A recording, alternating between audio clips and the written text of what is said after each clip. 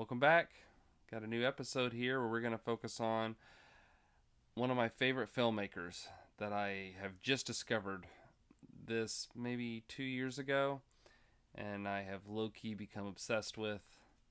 I just watched one of his films that I've been missing from the filmography I hadn't got to see yet. And yeah, I felt confident now that I can talk about this guy, and that is the anime director Satoshi Kon, who did such films as Perfect Blue, Paprika, Millennium Actress, which is the one I just saw. Fantastic. And yeah, essentially, I got into anime about, I'd say, 2 years ago, maybe a little over. I had been talking to a friend about how much I felt hopeless in this modern millennium with movies. You know, anime has made me feel not as hopeless because there are so many great films that I'm getting turned on to now that I had no idea, and great filmmakers. And yeah, I it has been a breath of fresh air, straight up. It's just been like the best thing ever for me because I could not get it out of just normal Western narrative film anymore. Having to, which I found some great YouTube channels, which I'll share those down the road, that have been keeping my interest in the medium. But anime is where I put a lot of my new passion in, and this filmmaker in particular, Satoshi Kon, I found out after probably I watched Paprika. I found out he was dead, and I think he died about 2010. I want to say, and let me tell you what, that's a travesty. That he's so good. It sucks that he's not on this earth anymore because we could have gotten so many more awesome films. He was just hitting his stride, and that's it happens sometimes. It's just a total blow. The good die young is what they say. But yeah, I kind of just wanted to highlight a couple of his films that I own, and I still haven't seen Tokyo Godfathers. That's the one I'm not gonna be able to talk on, and I haven't seen his TV series, or I guess it was maybe a mini series. It's just one season, but it was a Paranoid Agent. I'm pretty sure. I haven't seen that one either. But other than that, I've seen all of the stuff that he's done as a solo director, and he was just a stunning innovator. I wouldn't necessarily say the anime style he has is like, unbelievable compared to others, but what he did with the medium, I have not seen so far as like blending reality and imagination, like that line that can be go back and forth. He did such a good job. Sometimes when I watch some of the films, I'm very disoriented on what's real and what's not real, and I have to say it's absolutely thrilling. I don't like to have everything so spoon fed to me that I know what's happening before, because as I've said before, I have literally seen so many films that I can just see the patterns. And it's very rare that if I don't see the patterns, that it's not going to do what I think it's going to do. That's why when movies go, throw a curveball in there, those are the movies I'm always usually telling people about. And a lot of people, a lot of my friends and family, they're just like, what? By the time they get done with it. Case in point, The Mist. I thought that was one of the best movies ever to see in theaters. And that dark ending is what made it so memorable. And I can't tell you how many people I've told throughout the years, like, oh, I think The Mist is one of the best Stephen King adaptations ever. And people get so, like, viscerally mad with me. They're like, dude, no, that ending was horrible. That ending hurt my feelings. And I was like, well, yeah, but it stuck with you. It wasn't, oh, the good guy wins and boring, boring. Because, if you think that the good guy wins all the time, ooh, life's about to disappoint you big fucking time. Because that's just not the case. But that doesn't mean, you have to sacrifice your dignity or whatever. You can be the good guy going down with the ship. That's how I feel about it. And so yeah, kind of a little diatribe off what we're talking about, but I really, really liked this first film of his that I saw, Perfect Blue. When I very first got into anime, my friend gave me his copy of Death Note, and I brought it home and started watching. Like I got like 2 episodes in, and I was hooked. I was like, oh my god! And my wife, she wanted to watch it with me, and she got just as hooked on anime. Like she's just as hooked on anime now. We actually last year we went and saw like Studio Ghibli came back to the theaters. We went and saw like two of those. I mean, this year we're gonna go back and see two more that are coming through, pass through our town. It's great to see them on big screen. And if Satoshi Kon's films ever come out to big screen, I'm 100% gonna go see them, because it's a wonderful way to absorb these films in such a spectacle, a huge thing. And so anyway, going back to the point at hand, Perfect Blue is fucked up in a really interesting, good way. It's when I was watching this film, I have seen so many, as I've said before, that I was like, oh my god, there's some shot for shot like takes from this movie that were in Black Swan. Darren Aronofsky. He can deny it all he wants because later I read that he was like, no, I didn't directly rip off this. And bullshit. I saw some direct shot for shot reinterpretations on Black Swan that were originally in Perfect Blue, and Perfect Blue is the clearly superior film. Even though I still enjoy Black Swan a lot. Once I saw Red Shoes, Michael Powell and Emmerich Pressburger, that was a few years after I saw Black Swan. I was like, oh, that's kind of ripping on. Black Swan's ripping them off a little bit, but there was enough difference to where I was like, I can let it go. But once I saw this, I was like, yeah, Aronofsky may be a hack, and I don't like to say it like that to diminish his talent or whatever, but it was just very obvious that like, man, this guy's watching a ton of anime, and he is taking these innovative. I used to think he was one of the most visually innovative filmmakers until I started watching more anime, and I've actually realized this with a lot of directors. They are watching a shitload of anime, and I feel bad that I haven't been, because like up until I started watching like Death Note and Perfect Blue and all that, the only real anime I had ever seen in my life was Kill Bill Volume 1. I think her name's Oshiri Rin, whatever. It's a Lucy Liu's character, has the backstory in anime.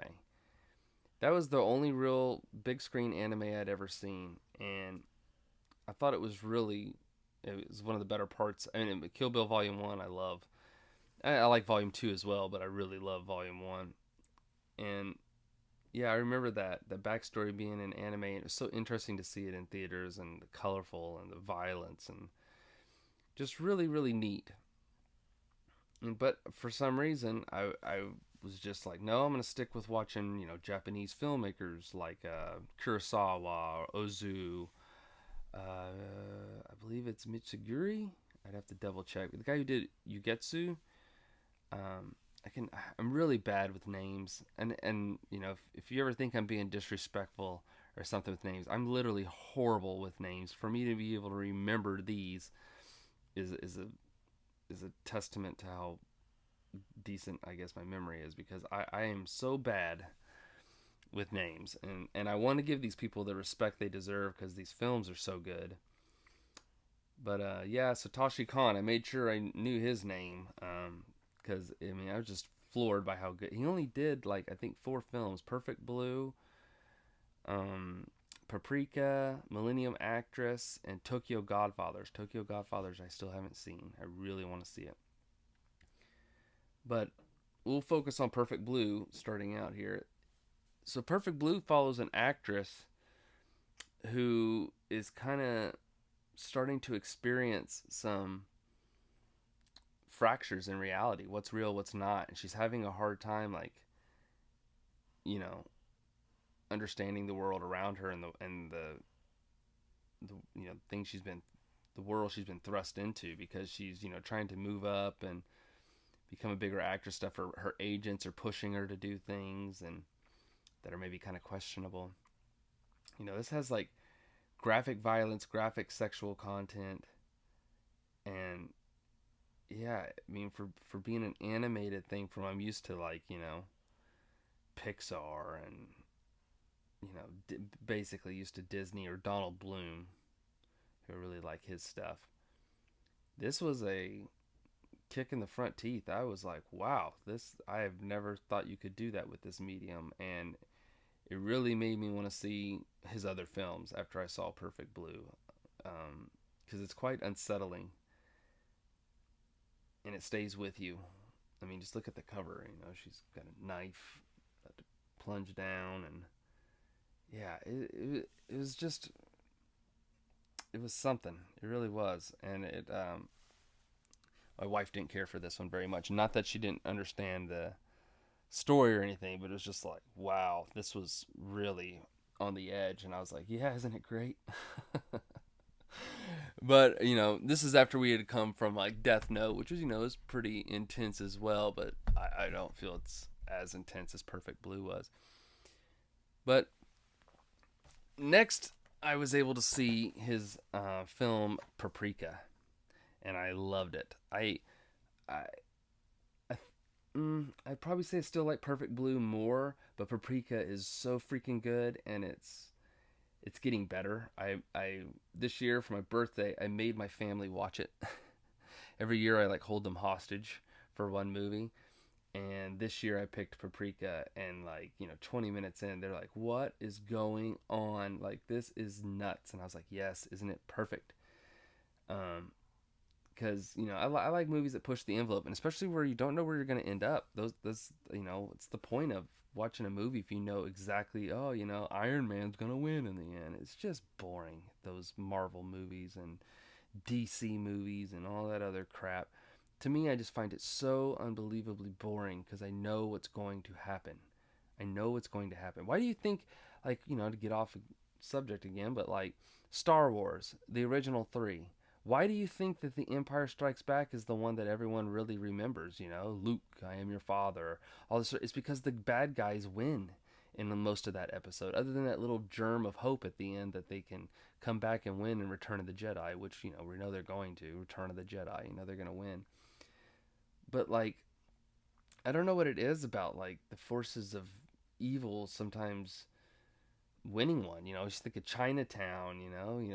Let it go, Jake. You're in Chinatown after he's done all this to reveal the truth and to expose corruption. It's just like, dude, it's here forever. Like, what are you talking about? You're not going to. You're not the one that's gonna stop it. It's pervasive. It's evil. It stays to the end, and it's like those types of movies. I don't know why they just stick with me. They always have. And Paprika has a very just interesting narrative the way it goes. It's actually kind of like,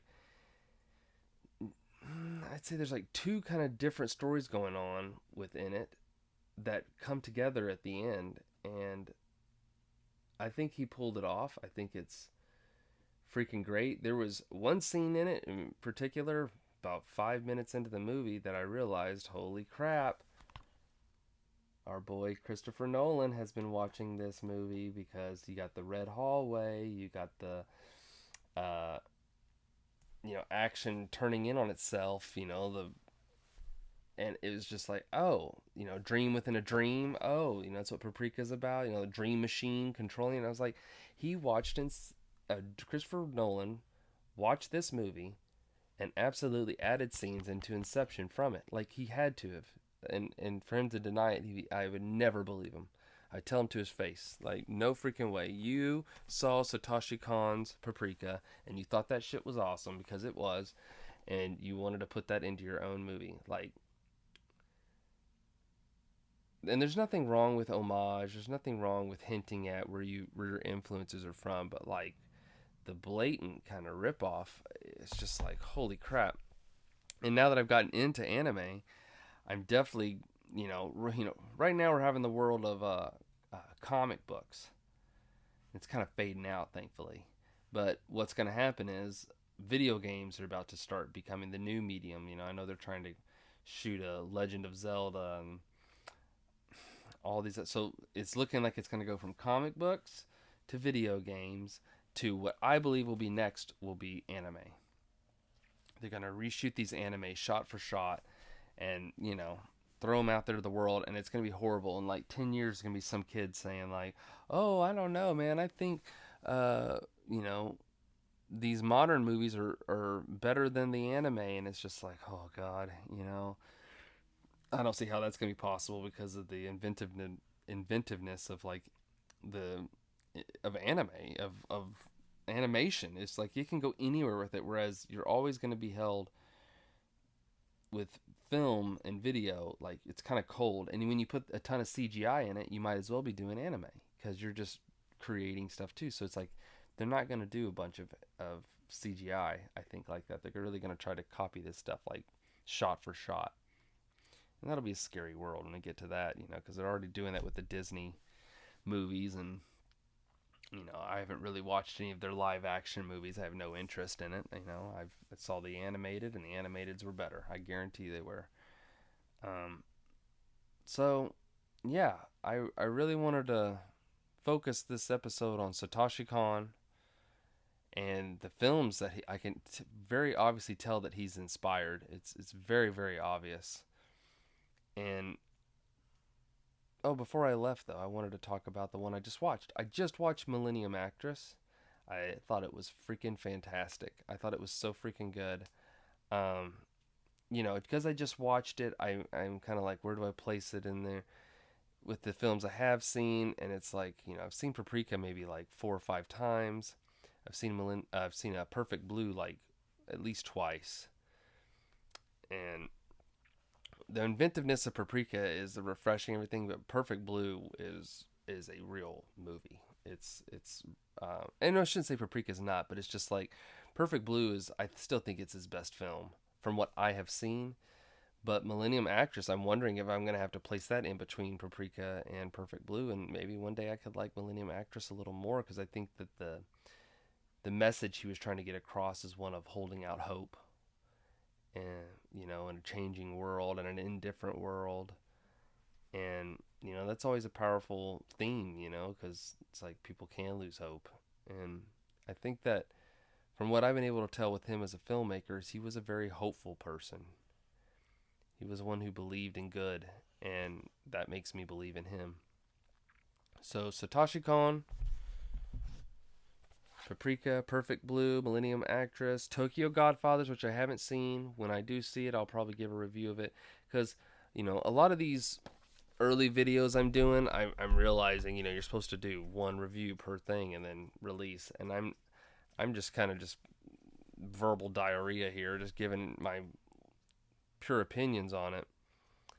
But in time I'll break them down probably one by one and what I liked about it, what I didn't like about it. Right now I'm just kind of just giving a general gist of I'm into anime. I'm specifically into Satoshi Kon a lot.